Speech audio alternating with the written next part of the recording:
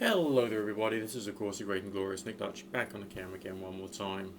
Hi there, how the heck's it going? As I'm sure you're aware by now, I get asked lots of questions about supernatural orientated subjects, paranormal orientated subjects. A lot of what I've been doing here, especially on this one particular channel, has been to try and breathe a bit of sense and reasoning into a subject which has been dominated by too much in the way of, new religions or new age religions or whatever being created here, there and everywhere for various different political or psychological purposes. Okay, to try and break through that and come to as close to the facts, the way I see it, as one possibly can, taking into account the strange nature of the subjects that I'm attempting to discuss, and to hopefully discuss in an intelligent manner. The same chestnut carries on coming up, and that is, how does one cast a spell? Oh, just think about what the phrase means, in terms of the way it's used culturally. I mean, traditionally the phrase is used culturally in fiction, really, isn't it? Alright, in terms of, I know, Harry Potter saying Ecto Petronius or something like that, and something appears and the evil demon is driven away or whatever. But in practice, so it seems,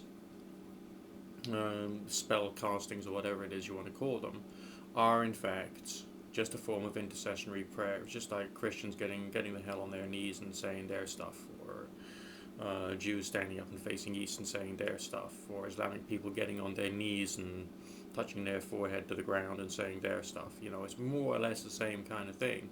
There is an assumption within occult thinking that there's more to it. Okay? And of course, this goes back to that terrible phrase, which I hate, and that phrase is, it works, yeah, because people take like natural science phrases and apply them to things which can't necessarily be proven or justified using natural science means, which basically sort of like really creates a few problems and issues. So, what is it that could make a spell work? Well, there are questions, there aren't answers. So, that's another reason why I think that we can't really use the phrase "it works" when applied to something like this, which has more of a religious component to it rather than necessarily something which can be measured uh, and tested in precisely the same way as, let's say, physics, chemistry, biology, and even something a little more hypothetical and theoretical, such as string theory and quantum mechanics, if you get my drift. Okay, so there's things that we don't know.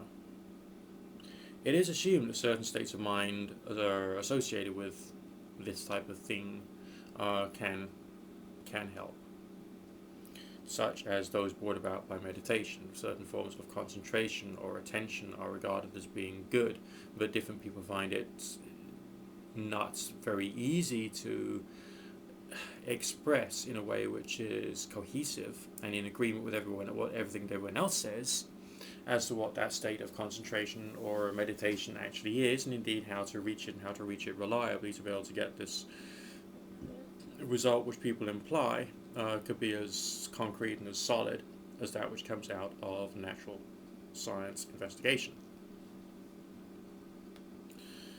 So, the only thing I could say really is play with it.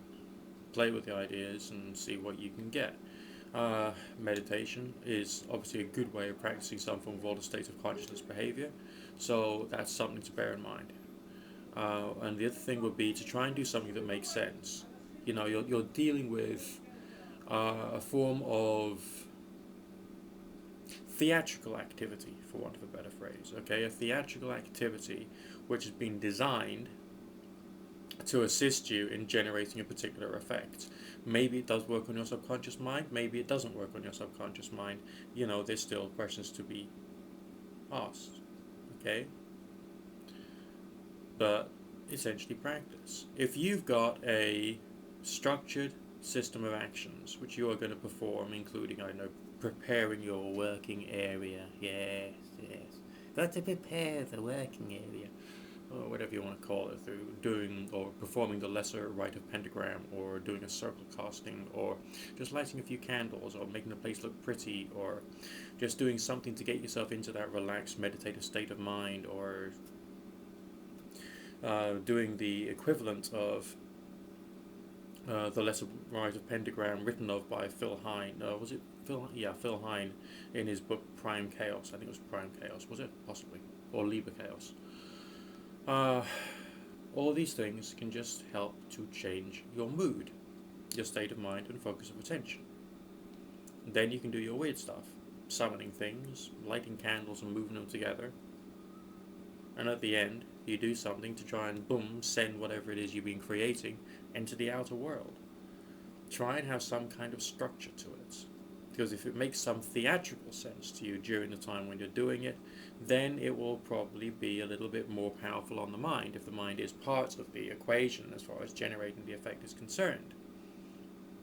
These are all things to take into account and to play with and practice, to try and get some kind of strange results. Now, the kind of spells you can do are for invocation, evocation, attempting to convey some form of empathic message to somebody from a distance. Obviously, it's best to do that in the dead of the night when you think they'll be asleep, or at least very tired, so they'll be more receptive. At least that's the way the thinking works, okay? There's lots of reasons to do these things, and sometimes just a question of practicing.